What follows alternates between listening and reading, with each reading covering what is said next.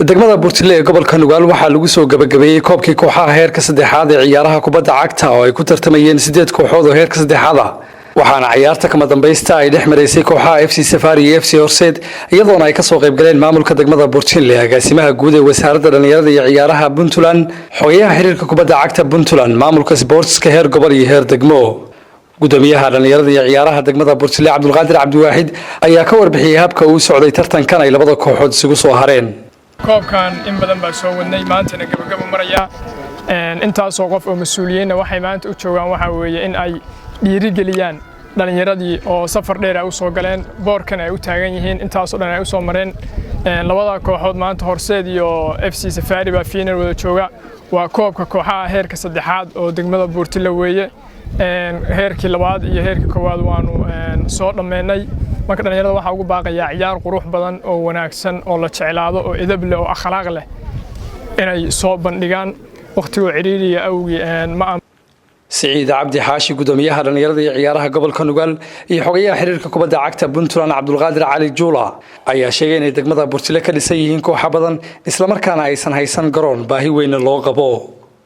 waana safarkeennii noogu horeeyay anagoo intaas inaan nimaano macallin waxa kamid ah macallimiinta oo nala socday aad baan ugu mahadcelinaynaa in xataa maayirkii magaalada uu joogo sportskana waxaan rajaynaynaa maanta meeshaan joogno meel ka duwan inaan bari insha Allah nimaano magaaladan oo garoon kubadeed leh jawi ka duwan leh wali waxaan ka rajaynaynaa maayirku intuu joogo inuu inooga faa'iideeyo waqtigiisa hadduu alla waxaan ku boorinayaa waxyaabaha muhiimka ah ee shayga looga baahan yahay mar walba inaad ku talagashaan yaa la yiraahdo warbixin laga baan ka qaadan doonaa gudoomiyaha degmada Buurtile Cabdirasaaq Dihal ayaa sheegay inay ka maamul ahaan ka go'an tahay inay degmadu yeelato garoon laguna bilaabi doono hab isku tashiya farxad weyn bay noo tahay maanta inaan ka qayb galno koobka furitaanka ee naga soo qayb galeen madaxdii Puntland oo qaybaha ka agaasimaha guud hogaaminayo anaguna waa idin furaynaa waxaan rajaynayaa insha Allah garoon fiican inaan dhisano sida magaalooyinka kale oo dhisan yihiin isku tashiga aan wadno sida jidka aan dhisayno garoonka inaan isku tashano waan dhisano ciyaar garoon kubaddan waa inoo furan tahay agaasimaha guud ee wasaaradda dhalinyarada iyo ciyaaraha Puntland Axmed Cabdalla Tigana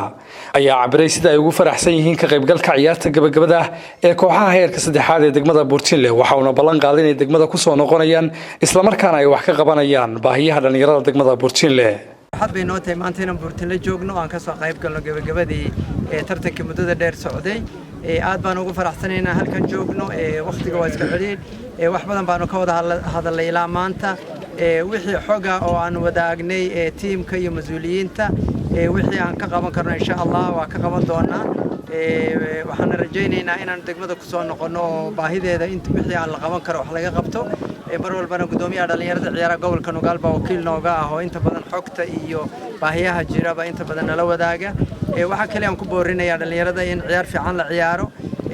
wadankan iyo dhulkan aan leedahay inay ilaashataan idinka mas'uulka idinka iskale anagana mas'uuliyad ahaan wixina saaran waajibaadkeena waa gudanaynaa ciyaarona waa noo furan yihiin insha Allah waxaan rajaynaynaa in ciyaarta ay ku dhamaato farxad iyo damaashaad kooxahan FC Safari iyo FC Horseed ayaa garoonka ku soo bandhigay ciyaar qurux badan waxayna ku dhamaatay barbardhac intaas kadibna waxaa la isku soo gudbay gool kulaada Marigore waxaana sidaas guusha ku raacday kooxda FC Safari oo hanatay koobkii heerka saddexaad ee degmada Buurtile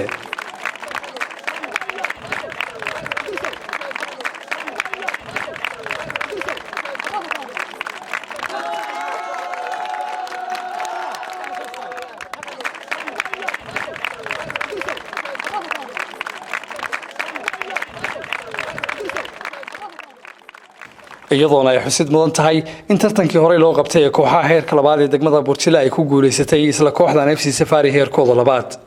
waxaana sidaas kooxda FC Safari ee degmada Buurtile ku hanatay koobkii heerka koowaad iyo heerka labaad ee degmada guuleysatay jaamac warbaahinta dawladda Puntland magaalada Buurtile